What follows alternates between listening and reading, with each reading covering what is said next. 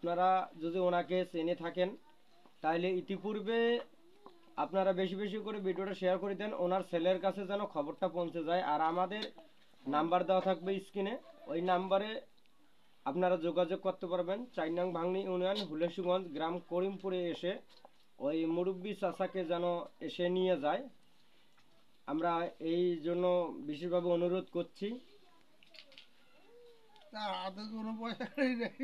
এখন ওনার কিন্তু কোনো টাকা পয়সা কোনো কিছু নাই। গতকাল থেকে বাহিরে বর্তমানে এই যে শীতকালে উনি যেভাবে রোডে ছিল না কই ছিল আমরা জানি না।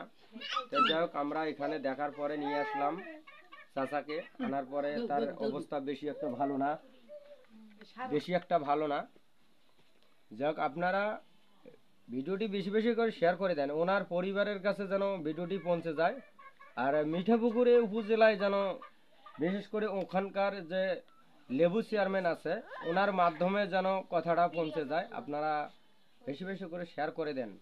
আর আমরা স্ক্রিনে নাম্বার দিচ্ছি, ওই নাম্বারে আপনারা যোগাযোগ করতে পারবেন। আপনার পরিবারে শুধু একটাই ছেলে আর মেয়ে একটা আছে। মেয়ের নাম কি? হ্যাঁ, মেয়ের নাম কি?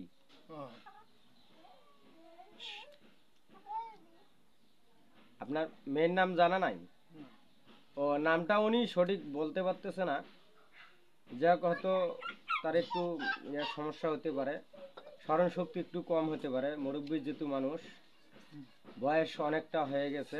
এই যে শীতকালে উনি যে পোশাকটা পরছে, এই পোশাকে কি একটি মানুষ এই যে গতকাল থেকে যেভাবে ঠান্ডার মধ্যে পড়ে আছে, এটা কি তার ছেলের জন্য কি এটা কর্তব্য না? নিজের বাবাকে কেন অবহেলা করে এইভাবে ফেলে দিয়ে সে নিজে ঘরে কিভাবে আছে? একটা বাবা যে ঘর থেকে বাড়ির থেকে বর্তমান বের হয়েছে, তার বাবাকে কি খুঁজবে না ওরা কেমন ছেলে? এটা একটা মানবিক দিক দিয়ে পড়ে না। আপনারা যাক বেশি করে দেন যেন এই পীরগাছা ইউনিয়ন ওখানে যেন উপজেলায় আওতায় অথবা যে ভাই ও বোনেরা আছেন আপনারা বিশেষ করে ভিডিওটা বেশি বেশি শেয়ার করে দেন। লেবু চেয়ারম্যানের বাড়ির ওখানে তার বাড়ি। তা ওনার আমি নাম্বার দিব, ওখানে নাম্বারে দিলে ওই নাম্বারে আপনারা যোগাযোগ করতে পারবেন। সবাইকে আসসালামু আলাইকুম, আপনারা ভালো থাকেন। আর এই চাচা যতক্ষণ